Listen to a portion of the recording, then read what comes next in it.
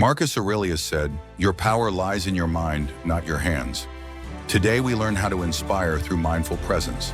Seneca taught, "True freedom is needing nothing." Learn how to build unshakable self-trust. While the world glorifies chaos, Stoics choose peace. Why? Epictetus said, "True freedom comes from within." It's not your voice's depth, but your words that inspire. How did Marcus Aurelius speak?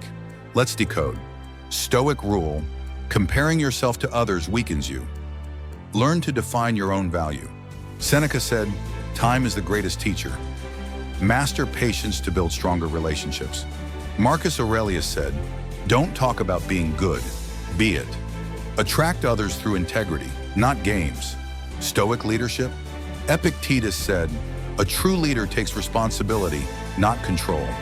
When the world sells drama, Stoics choose peace. Epictetus explains why. Seneca said, "Master yourself, and you'll never need to control others." Final lesson begins.